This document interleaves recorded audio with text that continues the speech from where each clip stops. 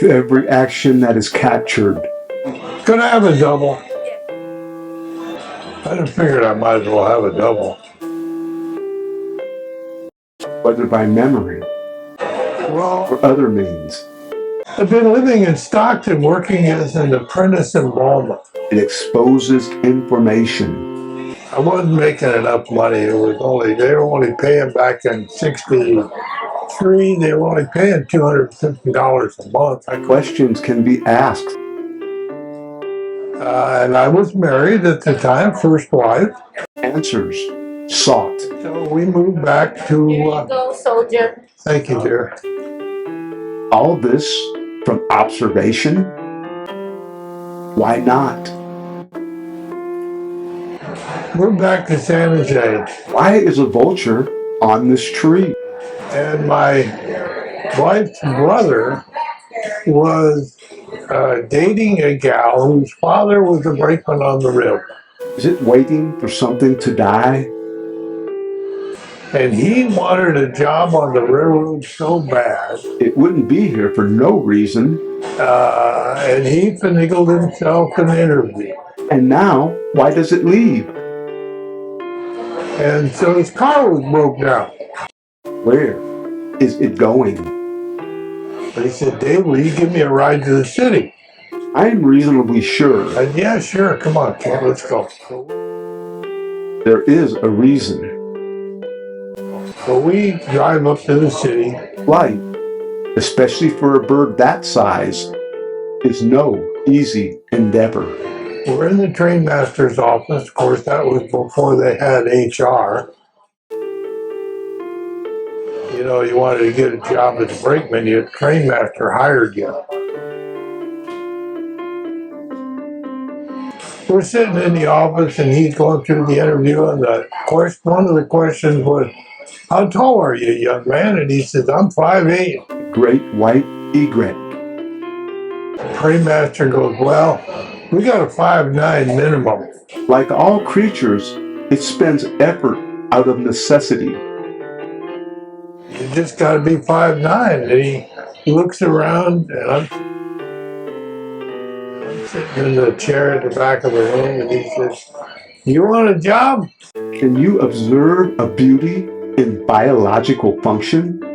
And I said, well, doing what? He said, riding on trains and making a lot of money. The art of the stalk? Patterns of failure?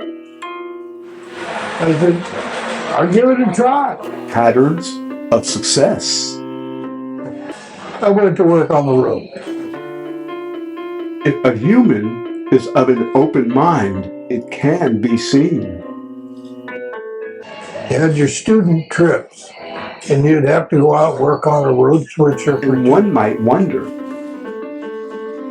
And then you'd have to make a complete run to the end of the division. what does a great white egret seek?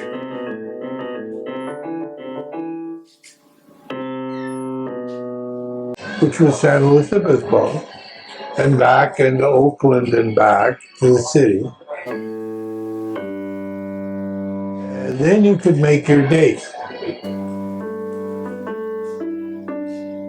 And your date is all you got on the railroad. That's it. Seniority is king. What does the blue heron seek? First as it is.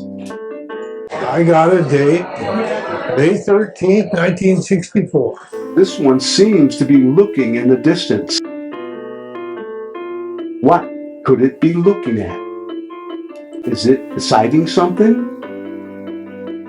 Is its behavior a matter of stimulus and response? And my first paid job was on a through freight job out of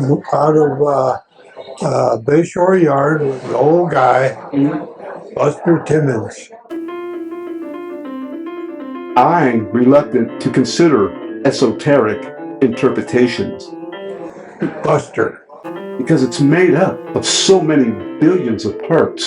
I started railroading, and I enjoyed the road switcher, which was, For instance, an out-of-town What does it take to create the branch upon which it sits? job that did local stuff. How does it relate to the biological mechanics of specific fauna? Did a lot of switching of trains and making trains up, and What is the maintenance of a slough to this creature? doing the deliveries between Redwood City and Millbrae. I went to work on that job out there. And the conductor, he didn't like me. How can we cogitate such questions if we don't observe ourselves? I don't know why. He just didn't like me. Because the other guys on the job were his favorites. The head brakeman, we worked in the yard in Redwood, which was grade. Could it be that introspective is a first step towards awareness of necessity? And we switched it from the bottom in. We kicked cars up into the yard and switch them out, because we were going to take this bunch of cars to Belmont and this bunch of cars to Millbrae, and so it had to be sorted.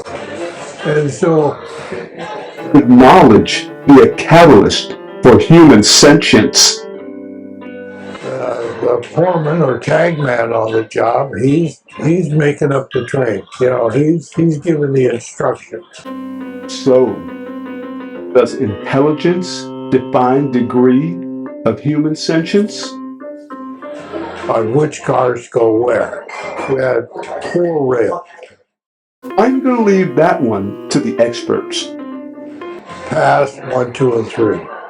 After about 3 weeks of that, I'm doing all the work. They're all standing down there at the switch, pulling the pin and doing a sign and everything else, catching the cars, stopping the cars, putting the brakes, going and getting the cut of cars. That was all my work. There's an opinion that intelligence, knowledge, is a tool for understanding. And so finally we're sitting in the caboose and I said, we're all getting paid the same. It seems like to me that there should be a little fairer distribution of the work. Because you guys are all standing at the switch and I'm doing all the work. So the conductor says, you think you're pretty fucking smart, don't you, kid, huh? Well, there's a 90-day derail. Get you fired. He said, since you're so smart, he said, I'm going to make you the foreman. I'm going to make you the tag man. When you screw up, you're gone. Okay. It doesn't seem like it's too tough. I became the tag man, the guy that stood at the switch and sorted the cars out. Yeah, that was my job. I was really good at it, real good at it. And he couldn't take the job away from me. Anyway, that's sort of the way it went in my road switching days, right? Now I had one of the guys who was doing nothing out catching cars.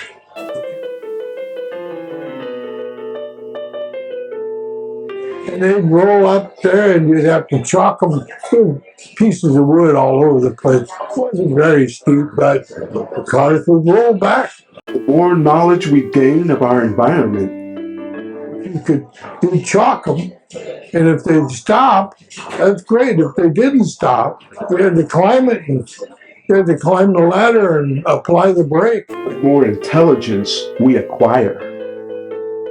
And then when they wanted to pull the car out of there, you had to go back up the ladder and disengage the brake. As our intelligence and experience grow, can evolve into understanding. There was a lot of climbing, and I spent a couple of years out there, and we were scrappers, copper and brass. It's a natural process. Harry Spencer was the conductor. He was a scrapper, and he taught all us how to be scrappers. As natural as a beaver swimming. They were taken in South San Francisco. They were disassembling ships, scrapping ships. Is it reasonable to think of thought as a human biological function? And they'd put them all open gondolas, and they'd put all the scrap in these open gondolas, and they would ship those open gondolas down to Redwood City. There was a big scrap yard out on the port. Of course, there's a lot of copper and brass on the ship. Well, Harry, he'd be in that open gondola. Consider the validity of such a notion. Pulling pieces and parts out of it, It sparks my imagination, anyways. It got to be pretty lucrative, like $100 a day per man. Consider this. Of course, you always had a scrapyard that would buy your copper and brass. Plants inhale carbon dioxide And back in those days, and exhale oxygen. the Jewish guy Levin scrap metals in San Jose. Without oxygen, And you'd go down there with your pile of every animal that breathes would die. scrap, copper and brass. They'd sort it, weigh it. Every living creature that inhales oxygen And what's your name? Joe. exhales carbon dioxide. Joe Smith. And they go, okay, Joe. They write you out a tag, you take it up, they give me cash. Every living plant that exhales oxygen inhales carbon dioxide. We were doing great. Without carbon dioxide, every plant that grows would die. They're two components of billions. Unlike other parts of the creation story, this relationship sets a visible foundation for Terran environments. Oh, so important for our purposes. When he was gone, I was the oldest guy on the highest seniority on the job, and I was a promoted conductor. I was promoted as a conductor when I was 22. One of the youngest conductors, but he was short of men, and that's why they promoted you. You had to be. They needed conductors. So they broke the full crew law in 1965. There was federal law with a conductor, a rear brakeman, a head brakeman, a swing brakeman, an engineer, and a fireman. Crews were 6 men on a crew. You know what there is today? 2, no caboose. Engineer and a conductor, or a brakeman. That's all there is. It's just 2 guys in the engine. They'd like it to be 1 guy. But no. We gotta have at least 2 guys up there. We're doing a lot of scrapping. What comes from human wonder? Where will imagination lead? Making a bunch of money. We're getting paid full time. We're working 10 hours a day, 6 days a week. Indifference can tear things asunder. And one night, I was the conductor on the job, and load came in that was submarine batteries. Lead back in those days, 10 cents a pound.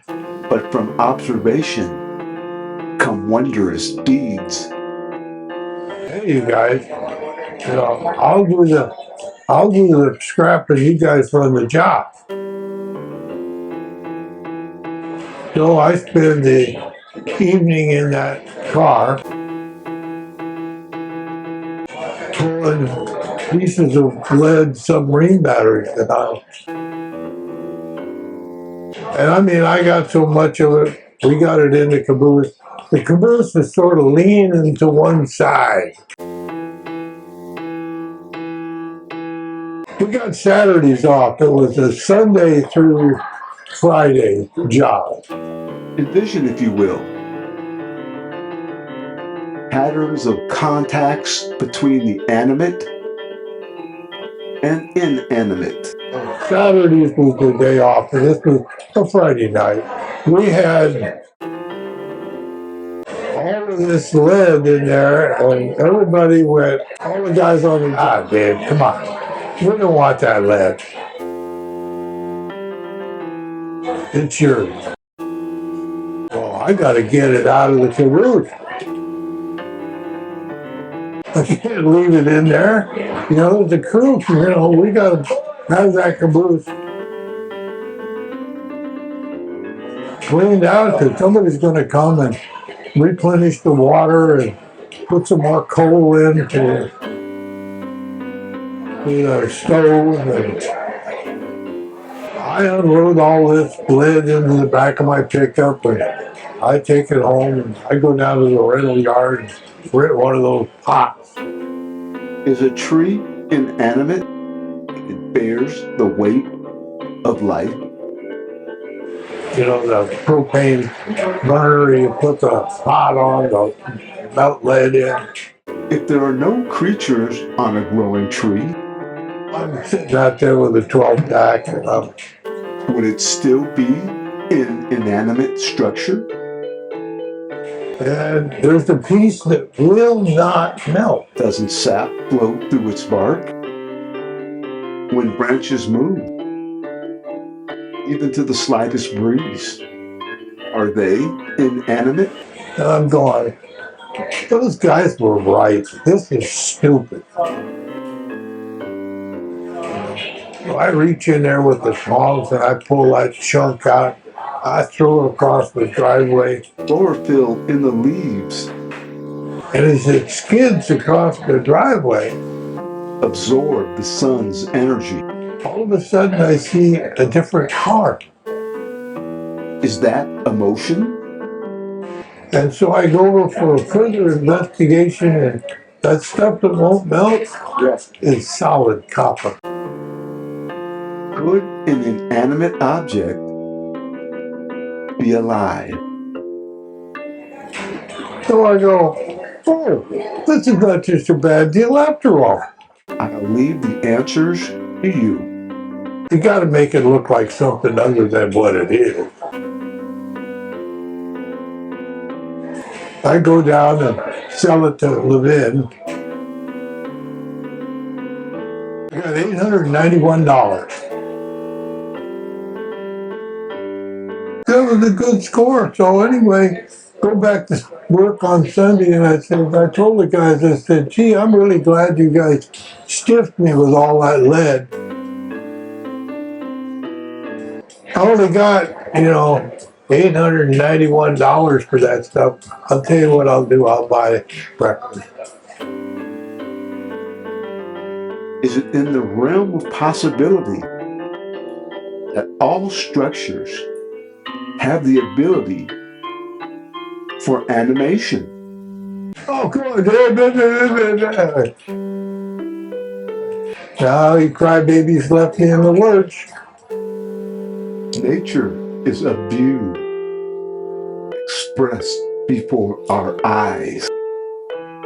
Uncommon sights on Sycamore Slough, on the trees, or in the skies. Store it in the mind. Remember, it's so true. Within the flow of time, understanding will come through. Amongst the stirring, amongst the static, energy abounding. It was a fun 1965. But the motion isn't erratic. I ran out of seniority. There's a purpose to this flight. You know, you get laid off. It only looks like there's a panic. Or I should say, what they tell you is you got cut off. And you stayed cut off. He was good enough to go back to work.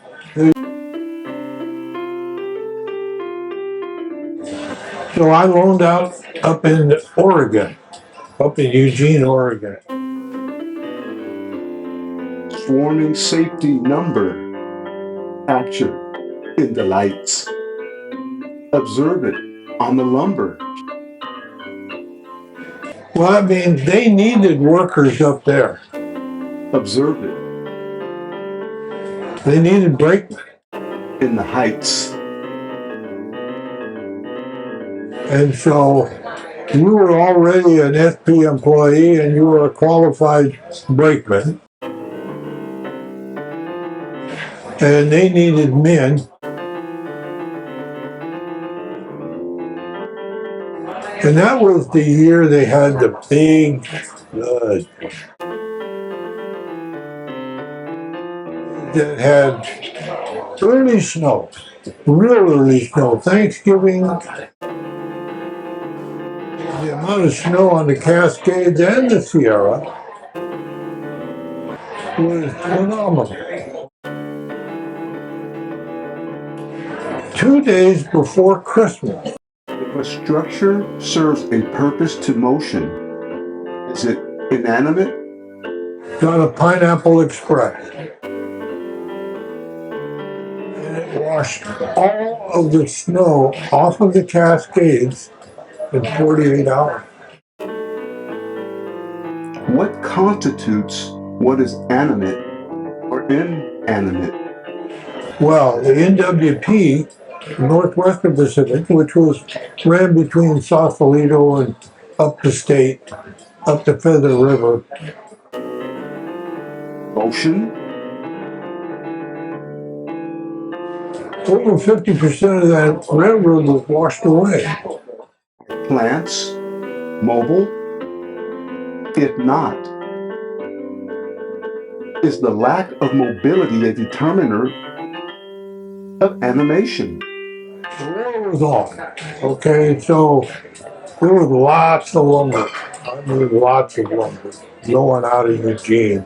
A tree is a perch. Is it serving a purpose to motion? I worked for locals up there in Eugene, and then I worked for True Freight, which went up out of Eugene to Crescent Lake, and then we had a place called the Flop House. Does that purpose define its status of animate or non-animate? Old hotel with the railroad had taken over. Aged out. Structures built for static considerations of a boat in a dock. Is that structure animate? But you could get fed. Oh, there was a restaurant there. They had the SP. They owned, subsidized the guy with the restaurant. Or inanimate to a purpose of motion?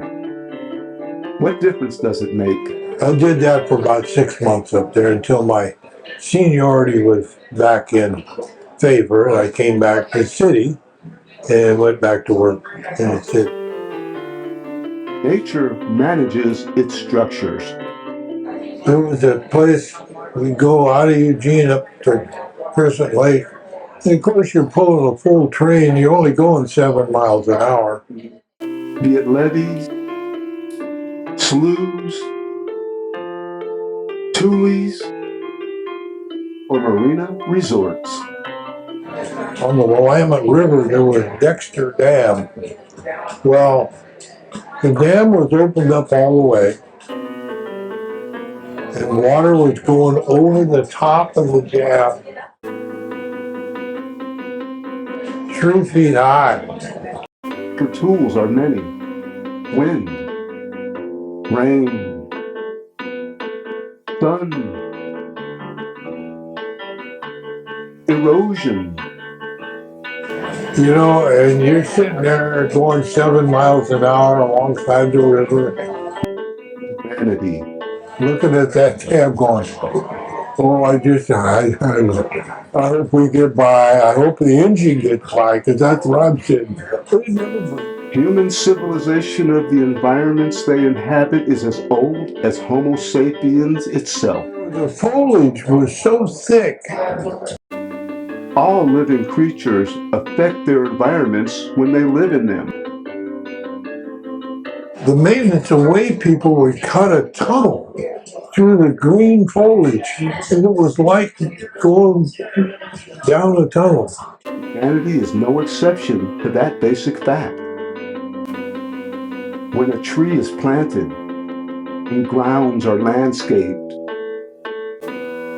food and drink are consumed, it serves an entire ecosystem in ways we are so unaware of. But it can be observed. It can be experienced. It can inspire thought, curiosity, and who knows what can come from wonder. Observing wildlife without consideration of the necessity of environment may impede the accuracy of perception. Because the shippers work during the day, loading and unloading cars. And most railroad work, especially local stuff, is all done at night. So the movement of cars is always at night. Tillamook, I went up and worked out at Tillamook. And that's the first place that I ever used a radio. Such impediments can lead to erroneous assumptions of fact. Because you couldn't see. Fog. Thick through fog. Couldn't use a lantern to pass signs. It was fun up in Oregon. I had a lot of fun up there.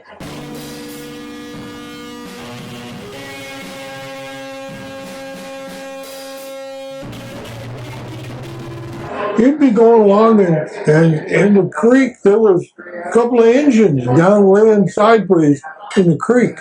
Erroneous assumptions of facts are counterproductive to success. Then a derailment, they just left them there. The cars that washed off the mountain in 1965, I took a railroad trip with my daughter and one of my wives. Information forwards the human condition. And we went past that area where I knew those cars were. 30 years later, they're still there. They're still laying down the bottom of the mountain.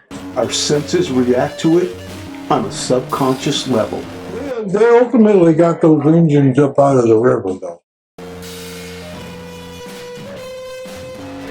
Yeah, I mean, 1,500 gallons of fuel in them. And it comes to us in so many ways. And we went out, I did a job out at Coos Bay, and that was non-block signal territory. And what I mean by that is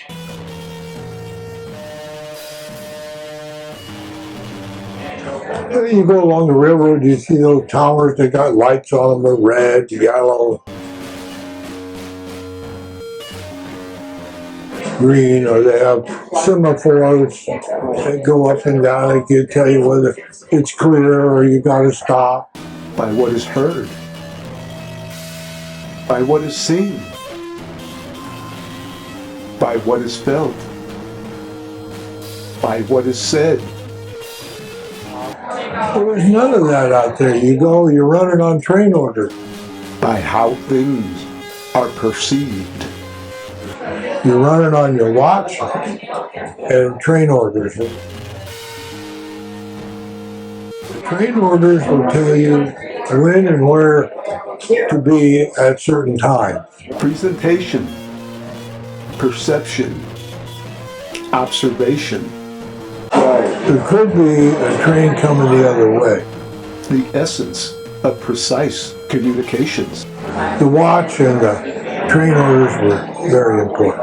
Of all the creatures upon this planet, I first went to work down in the Bay Area there, out of the city. it's most poignant in Homo sapiens. We didn't have radio. Well, they had radio, but they didn't work. Communication is one facet of humanity's contribution to the global biosphere. And if they did work, the conductor was always doing something to break it. But he didn't like it.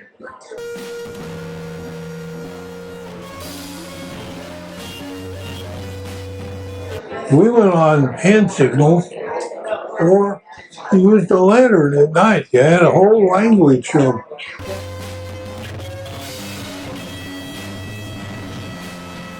numbers and what's going on, you know.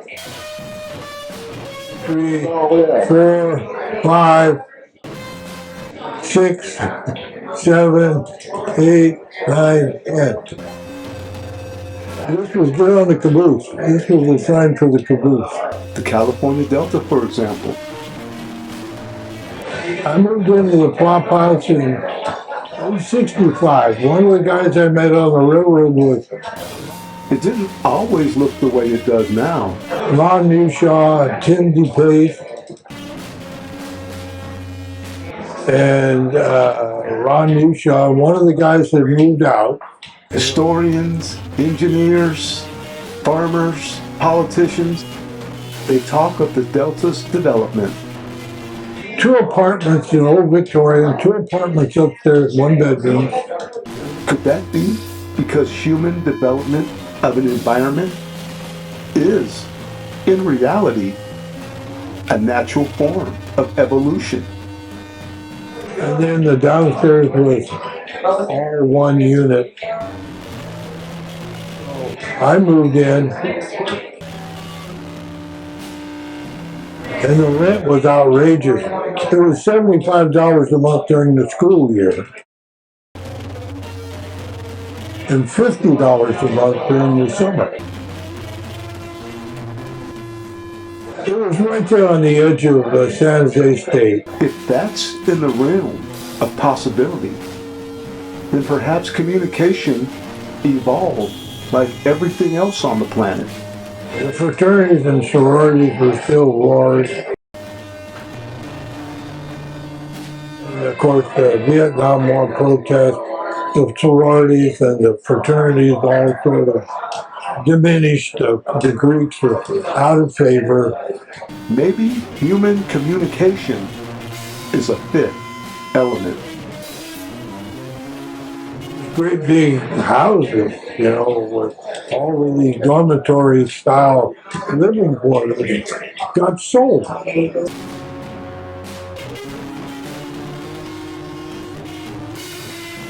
They got sold as group homes. Ronald Reagan had been the governor, and he decided that all of these state mental hospitals, they didn't need that. Those people didn't need to be in a hospital. They would better be off in a group home. So Agnew State Hospital, just north of San Jose, closed, and all of these half-wits ended up in these group homes. practically on campus. So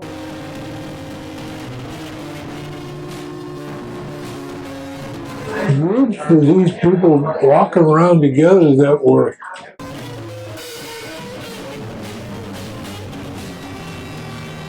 some of them were dangerous. You know? There is no organization in human environmental niches without communication. It went from a college that had a community that lived and went to school there to a commuter school. They built great big parking lots there. The amount of people that lived there diminished greatly. Communication can be cerebral. So the flop house was, It can be physical. that was a wonderful time in my life.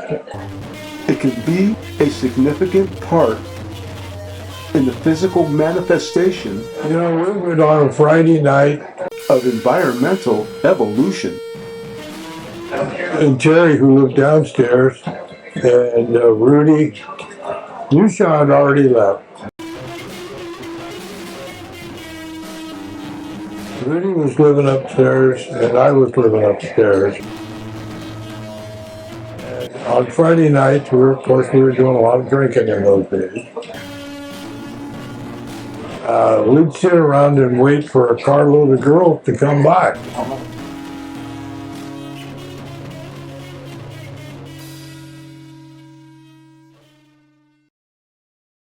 And inevitably, a carload of girls would come by and pull in the driveway.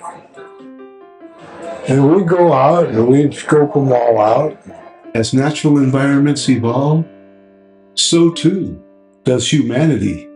Talk about them and kind of have a little meeting on the side. And are we keeping this group or are we waiting for the next one to come by?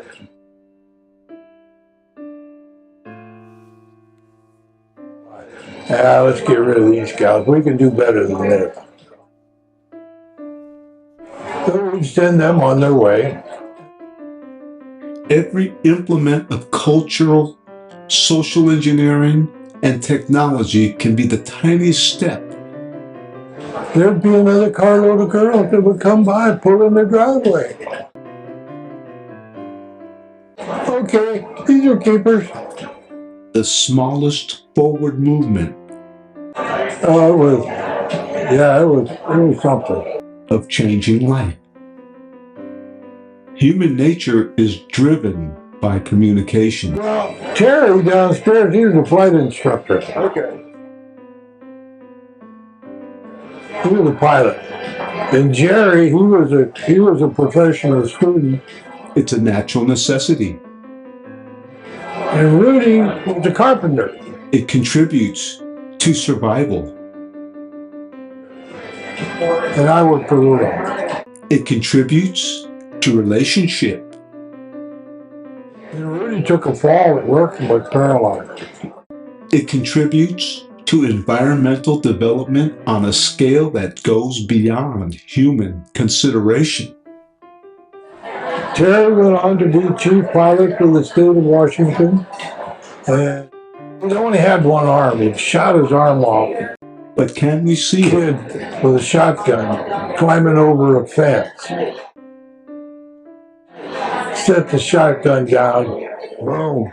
Blew his left arm off just above the elbow.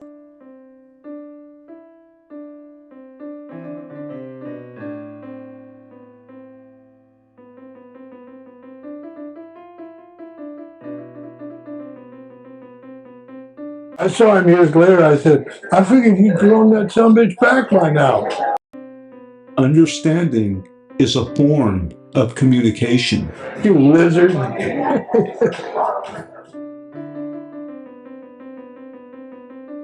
That was in 69. That was in 69.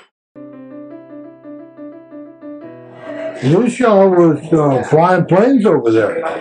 He got a job, and so did O'Brien. They both went early on. They were looking for a tour group, you know, small twin-engine planes.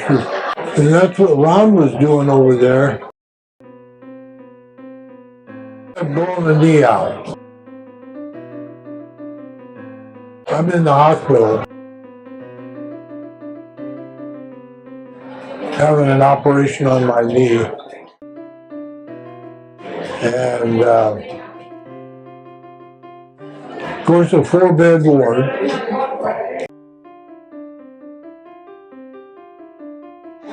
They got a guy in each corner. They had visiting hours. You know, you couldn't just go in like you do today. You know, go in and visit. I was married to my second wife, and we weren't doing very well. So I had a girlfriend. And I got my girlfriend at one end of the corner of the bed, and I got my wife sitting at the other corner of the bed. And they're looking daggers at each other. And finally, there's a little confrontation. My wife throws the girlfriend out, comes back in the room, and she says, "You know, you are a son of a bitch." Action is a communication of sorts. And hauls off and blasts me right in the mouth with a fist. Busted my lip open. I got blood running down, you know. The guy in the next bed jumps out of bed and he goes, "Don't hit him again, lady. He's really hurting." I went, "I gotta get out of here." You know? It has been said that actions speak louder than words. So the next day, the doctor came, "How you doing?" I said, "I'm fine. I gotta leave." Thinking along those lines, he said, "Well, I think you ought to stay another couple of days." I said, "No, I need to go." And he says, "Well, okay." And I went down, got on an airplane, and went to Hawaii. Validity of speech is confirmed by action. And my buddies were living there, so I had a place to stay. So I spent the next 10 days walking up and down the beach. If someone says they're going to do something and they do it, with a sewn up knee, and I've never seen stitches like that. It had a wire, ran from the top, it had a loop, all the way through the incision and sticking out the bottom. The accomplishment is the action. Stitches need to come out. And I called the doctor and he said, "Well, go, you find a doctor that'll take that wire out." I said, "Well, what do you mean? How does it come out?" He said, "Well, you got to just pull it out slowly." But he said, "You can't stop. When you start, you can't stop. You know, you got to keep it coming." You know? I said, "I can do that." Because I highly think that that's not a good idea. You need to go and have that done. I think, okay. So I got my pliers out. I got a hold of that thing and I removed that wire out of those stitches. I'm fine. Things are created by that type of communication. I went to work in passenger. I didn't want to be jumping and climbing on cars. I wanted to get in passenger work. What been a passenger job? And I had the uniform I bought when I first went to work for the road. There was this bag that I bought from Rochester Big and Call down on 3rd Street in San Francisco. I was feeling a little bit on the sparky side. I investigated how the company paid for the uniform. Well, just the contract said they pay 50% of whatever the uniform cost. I went, well, That sounds like Structure is a physical manifestation of human a communication. deal. I don't want another one of those bags. So I went down to Murphy and Artelius in San Mateo to Taylor. Oral tradition is another physical manifestation of communication. And I walked in there and I said, I'd like to see some bolts of blue serge. Oh, that's true. Right here. I picked out the weight of blue serge that I wanted. Now I said I'd like to see a silk lining. Oh, okay. Information handed down from one generation to another. So I picked out a red and yellow paisley silk lining with two pair of pants. I want the pants cut. I want cowboy boots. I want the pants cut for a boot cut. I want slash pockets. And the coat I want skirted. It's a tradition as old as humanity itself. And a little on the long side because I want a change pouch that I made change out of because we sold tickets on the train. 10 fittings. It fit like a glove. And the cost was $800. Now you can buy a rag down at Rochester, big and tall, for $110. Nowadays, oral tradition is television, This is an $800 custom suit. the internet, I submitted the bill. blogs, and podcasts.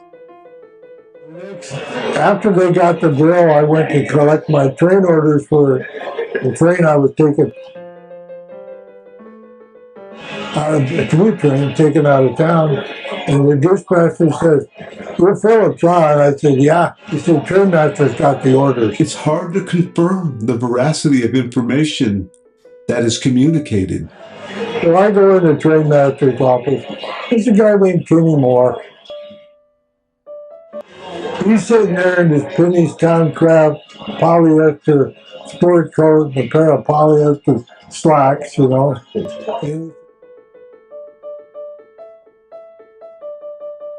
And he said, "What in the hell is this?"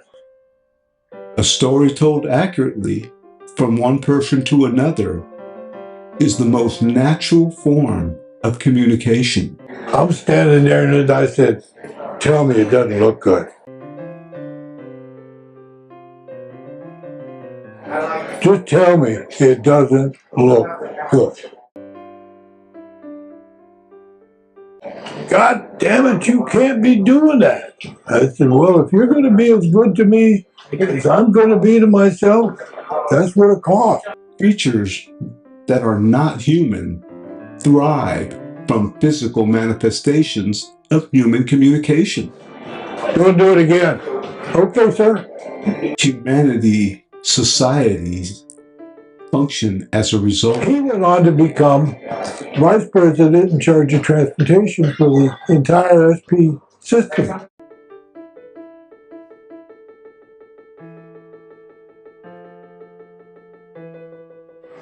You could always tell when one of the management guys was on the fast track. Now, Kenny and I kind of had a relationship. He liked me. Gig and had a great time doing passenger.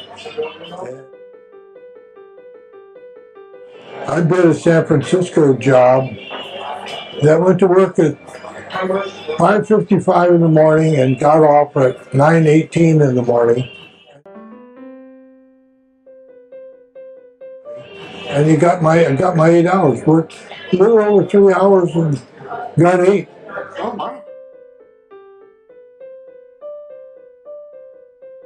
But it was a 7-day-a-week job, and on Sundays it was a long day. 12-hour day on Sunday. As natural environments evolve, so too does humanity.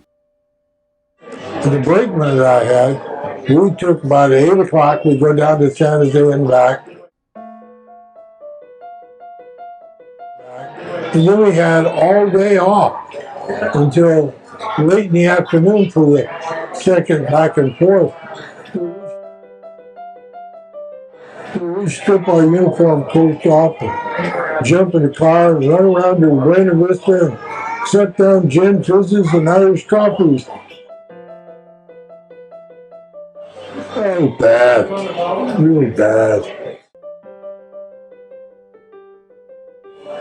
We had girls that we would get on. They would get on the train at certain stops. We were always trying to get a lunch date. And then one day, I met the love of my life. Jackie. No shit. Every implement of culture, social engineering, and technology can be the tiniest step, the smallest forward movement of changing life. When Jackie and I were living together in the city, the railroad decided they'd had enough of me. Like rings on a tree. And they were gunning for me. It was just that I was unorthodox. And I was having more fun than they thought I should be having. This is more serious than that. You should be taking all of this a lot more serious than you are, and I wasn't. I was just having fun.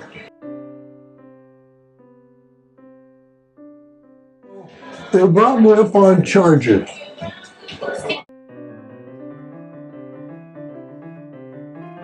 I'm sitting in the office there having the trial, and I got fired. Of course, getting fired from the railroad like that wasn't, you're done. We're going to punish you. Okay? And the most they ever kept anybody out of service was a year.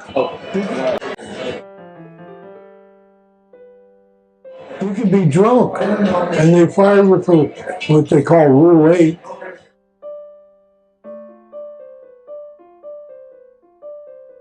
They hold you out for a year and then say, are you sorry we did that? And well, you don't do that again? Yes, I just want to go back to work. Okay. And then reinstate you, and you still had your seniority days. So anyway, they fired me. I was fired for habitual tardiness. I've been tardy 3 times in 10 years. It wasn't like I never showed. I was just a little bit late.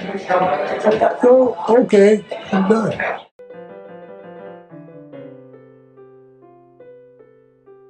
That's when I moved up to Washington and went farming. The development of the California Delta. Potatoes. Its history documents natural evolution. I went to work for these brothers up in Washington that were farming illegally. You needed to be a member and be taking Cooley Dam irrigation. Because they built Cooley Dam, and then they irrigated the very arid east side of irrigation water.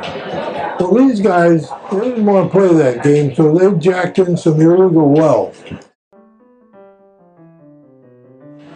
And we went out and knocked the sagebrush off of the desert. The tractors went, knocked the sagebrush down. They put in circle irrigators.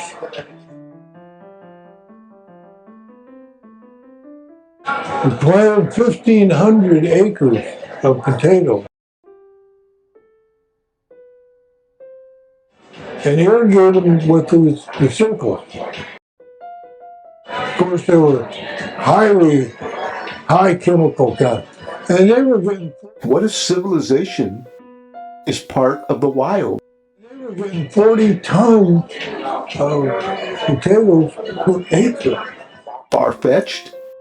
40 tons an acre. Maybe. Yeah, they were getting $100 a ton. They were making money. Or maybe not. We, on that virgin soil, and I'm not exaggerating, we grow potatoes that were over 5 pounds. It's just a thought. Huge potatoes. We're farming and cultivating and irrigating. It got up to harvest time.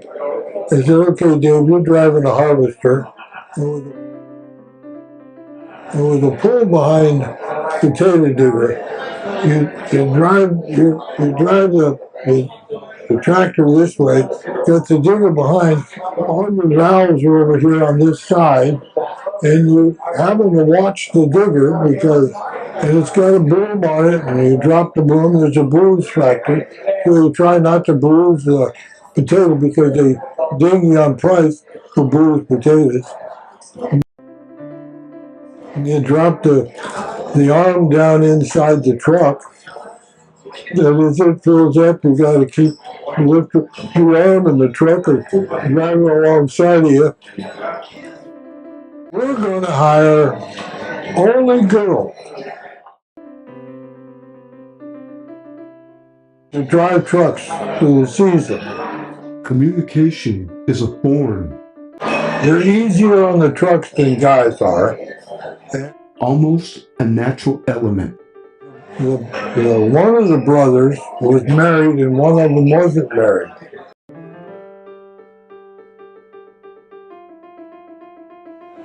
Their 2 girlfriends were drivers. Seasons communicate. They said, all right, we're going to start, and it's every man for himself. Nobody's got any restrictions on where you can. Okay. The first girl that I hooked up with was one of the boss's girlfriend. I fell into some disfavor. And then that was over, and the second girl was the other brother's girlfriend. Is the proximity of the sun to the earth a communication to plants? They said, that didn't go real well. And the third one was the boss's best friend's wife. The flowers and fruits be the physical manifestation of that particular interaction. That didn't go real well either. She said, well, come on over to the house and pick me up. We'll go to Wenatchee and spend the weekend. I said, okay. I go over to the house. Her husband's home. I go in, I go, whoa. Screw him. He can go out and screw around. So can I. Our survival is tied to information passed between plants and the sun. I said, come on, let's go. We get my old pickup and head for Wenatchee, and she said, I got the credit card. The weekend's on me. When to sow. Okay. When to reap. I'm out there. When to shelter. I'm drinking. When to sleep. I got a gallon jug of wine underneath my tractor. And I'm drinking all day long. And the boss comes out. He says, stop. He said, you're drunk. For all the billions of humans on planet Earth, I said, yes, I am. we are a small part of trillions of natural ecosystems. I said, if you want me to keep going, that's what it's going to have to be. But I said, if you want me to get off, I'll get off this tractor right now and go home. And yet, each life matters. He said, no, goddammit, you need to finish. And I said, well, then I'm going to have to stay going. And I finished. Got the harvest done, and I was done out of Eastern Washington. If we don't strive for survival, we won't evolve with the creatures that do. It wasn't until after I moved over to Bellevue and my daughter was born. Survival as a species is as important as personal survival. I couldn't take the weather. I had a bad marriage, and I couldn't take the weather. But it's solid. When we ensure our personal survival, we ensure the survival of the species. So I got to come back to California. Industry is one of billions of natural developments that fuels the physical evolution of our planet. So that's when I came back to California and parked myself in Marin County again. You know, Jim called me. Hey, what are you doing? Human communication is a major factor of industrial societies. Actually, it's a major factor for all living creatures.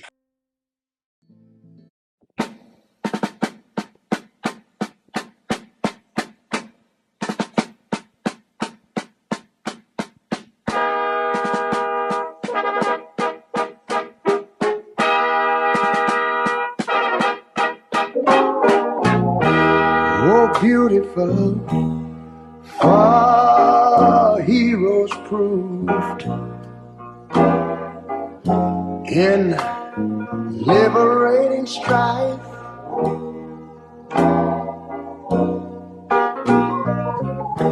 Who more than self their country loved, and mercy more than life.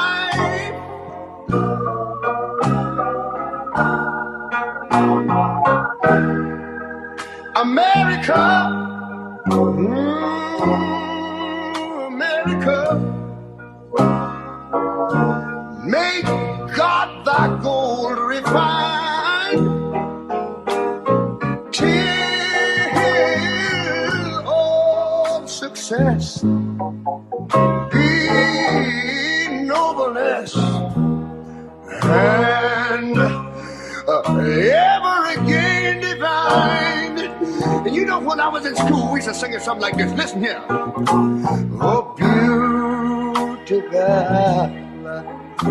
far spacious skies, far amber waves of grain,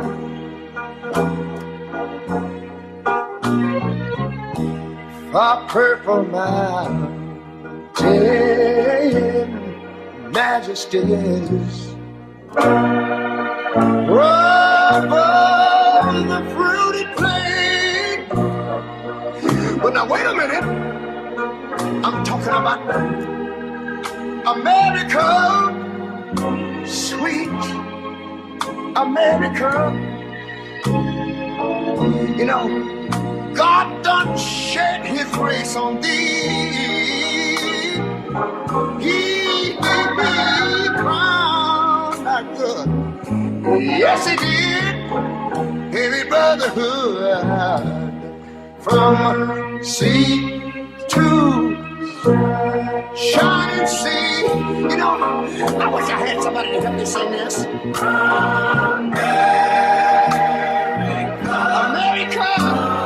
America, I love you, America.